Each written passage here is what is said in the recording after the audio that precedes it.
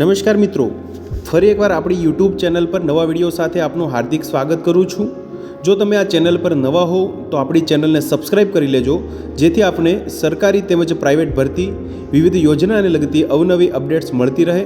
અને જો તમે અમારા વોટ્સઅપ ગ્રુપમાં જોડાયા ના હો તો તેની લિંક નીચે ડિસ્ક્રિપ્શન બોક્સમાં આપેલી છે, ત્યાંથી તમે જોડાઈ શકો છો, જેમાં આપને વિડીયોને લગતી ડેઇલી પીડીએફ તેમજ અન્ય ભરતી વિશેની તમામ માહિતી મળી રહેશે।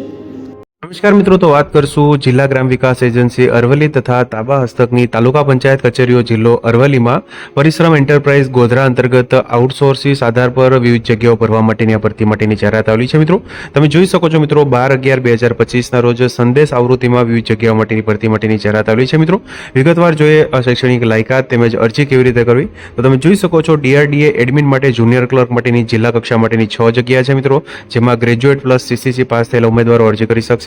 BLA મહેકમ માટે વિસ્તરણ અધિકારી માટેની 10 જગ્યા, જેમાં agriculture animal husbandry graduate MRM કરેલું હોય।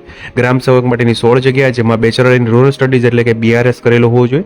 નાયબ હિસાબનીશ માટેની 5 જગ્યા છે, જેમાં BCom તેમજ સુપરવાઇઝર એટલે કે અધિક મદદનીશ ઇજનેર માટેની 6 જગ્યા, જેમાં ડિપ્લોમા સિવિલ કરેલું હોવું જોઈએ। મિત્રો BLA મહેકમ માટેની જગ્યા તાલુકા કક્ષા માટેની છે। મિત્રો મનરેગા માટે MIS કોઓર્ડિનેટર માટે જિલ્લા કક્ષા માટે 1 જગ્યા છે મિત્રો, જેમાં MCA MSc IT ICT 2 વર્ષનો અનુભવ ધરાવતા હોવો જોઈએ। ટેકનિકલ આસિસ્ટન્ટ માટેની 3 જગ્યા, જેમાં ડિપ્લોમા સિવિલ 1 વર્ષનો રિલેવન્ટ એક્સપિરિયન્સ ધરાવતા હોવો જોઈએ। MIS કોઓર્ડિનેટર તાલુકા કક્ષા માટે 2 જગ્યા છે, જેમાં MCA MSc IT ICT BCA PGDCA 1 વર્ષનો રિલેવન્ટ અનુભવ। ગ્રામ રોજગાર સેવક ગ્રામ્ય માટે 5 જગ્યા છે, જેમાં સ્નાતક પાસ થયેલા ઉમેદવારો અરજી કરી શકશે।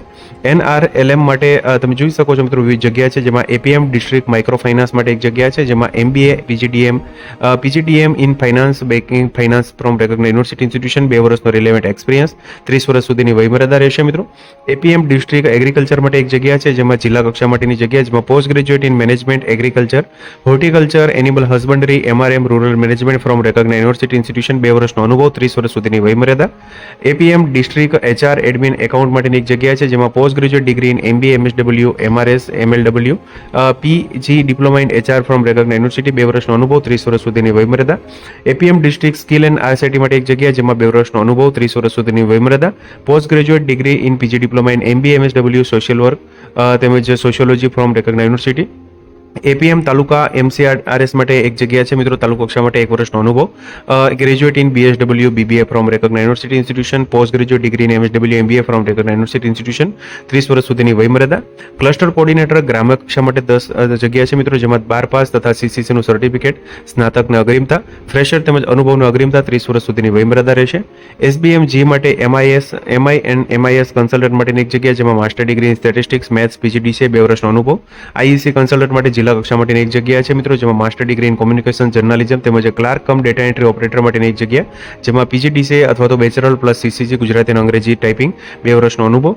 ક્લસ્ટર કોઓર્ડિનેટર ગ્રામ્ય કક્ષા માટે 19 જગ્યા, જેમાં સ્નાતક પાસ તેમજ PMAYG માટે જિલ્લા કોઓર્ડિનેટર માટે જિલ્લા કક્ષા માટે 1 જગ્યા, જેમાં MBA MSW MRS 2 વર્ષનો અનુભવ તેમજ ટેકનિકલ પ્રોફેશનલ માટે 1 જગ્યા જિલ્લા કક્ષા, જેમાં BE સિવિલ 2 વર્ષનો અનુભવ। અરજી સ્વીકારવાની છેલ્લી તારીખ 20/11/2025 સાંજના 5 વાગ્યા સુધી સ્વીકારવામાં આવશે।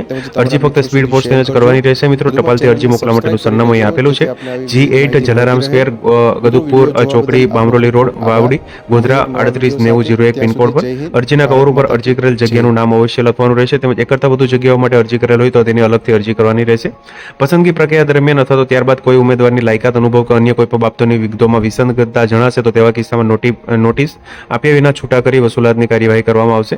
લાયકાત ધરાવતા ઉમેદવારે નિયમ મુજબ શૈક્ષણિક લાયકાત, અનુભવના પ્રમાણપત્રો, કોમ્પ્યુટર જ્ઞાન અંગેની સ્વપ્રમાણિત અરજી નકલ સાથે મોકલી આપવાની રહેશે। ઉમેદવાર અગાઉ કોઈપણ કચેરીમાં કોઈપણ પ્રકારની ગેરરીતિ, ગેરશિસ્ત કે બેદરકારીમાં બેદખલ છૂટા કરવામાં આવેલ ના હોવા જોઈએ, અને આવા કોઈપણ કારણોસર કચેરીમાંથી છૂટા કરવામાં આવેલ ન હોય તેવી બાંહેધરી પણ લેખિતમાં અરજી સાથે આપવાની રહેશે। આઉટસોર્સના માધ્યમથી નિમણૂક આપ્યા બાદ સદરુ જગ્યા પર સરકારશ્રી દ્વારા અધિકારીશ્રી કર્મચારીઓની પ્રતિનિયુક્તિની દ્વારા નિમણૂક કરવામાં આવે તો તે જગ્યા રદ કરવામાં આવે તો આપની સેવાઓ સમાપ્ત ગણવામાં આવશે મિત્રો।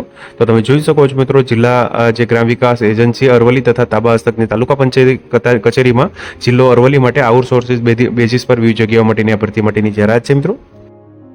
તો મિત્રો, જો વિડીયો પસંદ આવ્યો હોય તો લાઇક કરજો તેમજ તમારા મિત્રો સુધી શેર કરજો। વધુમાં ચેનલને સબસ્ક્રાઇબ કરી લેજો, જેથી આપને આવી વિવિધ માહિતી મળતી રહે। મિત્રો, વિડીયો જોવા બદલ આપનો ખૂબ ખૂબ આભાર।